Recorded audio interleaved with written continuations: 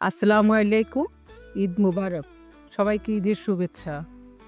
আমরা সবাই এই কয়দিন মাংস খেতে খেতে বোর হয়ে যাচ্ছি, তাই আজকে নিয়ে আসলাম একটা সবজির তরকারি। চলো শুরু করা যাক।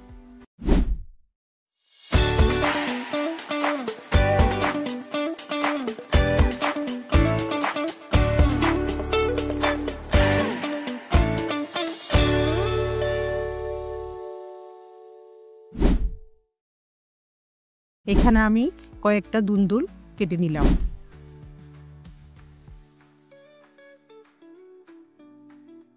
দুন্দুলটা একটা ছেঁচে কেটে নিলাম।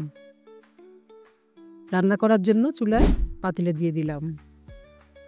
সামান্য পরিমাণ তেল দিলাম। কিছু পেঁয়াজ দিয়ে দিব। পেঁয়াজটা একটু নেড়ে ছেড়ে নেব। কয়েকটা চিংড়ি কেটে দিয়ে দিলাম।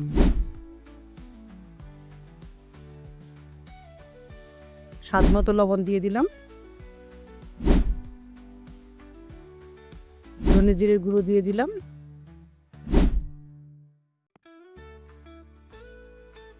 হলুদের গুঁড়ো দিয়ে দিলাম।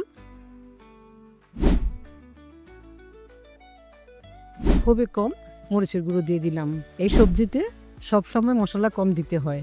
একটু পানি দিয়ে দিলাম কষানোর জন্য। 1 চামচ রসুন দিয়ে দিলাম। ঢেকে দিলাম।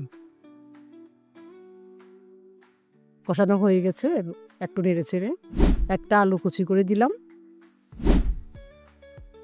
আলুটা একটু নেড়ে নেব। দুন্দুলটা দিয়ে দেবো এবার।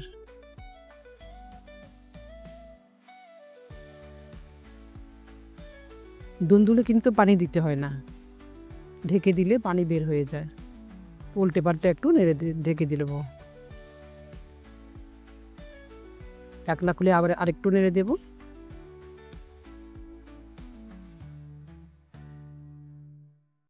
ঢেকে দেব।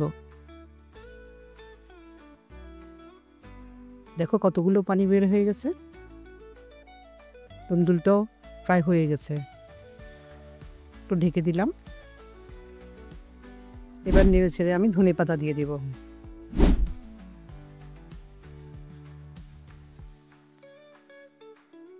একটা মজার তরকারি হয়ে গেল।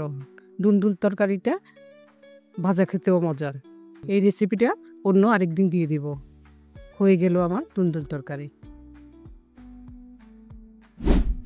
ধন্যবাদ ভিডিওটি সম্পূর্ণ দেখার জন্য। ভিডিওটি দেখে ভালো লাগলে লাইক, কমেন্ট ও শেয়ার করে দিবে। চ্যানেলের বাকি ভিডিও দেখে চ্যানেলটি সাবস্ক্রাইব করে দিবে। তোমাদের কোনো পছন্দের রান্নার রেসিপিতে দেখতে চাইলে কমেন্ট করে জানাবে। আজ এই পর্যন্তই। দেখা হচ্ছে পরে ভিডিওতে। ততদিন পর্যন্ত সবাই ভালো থাকবে।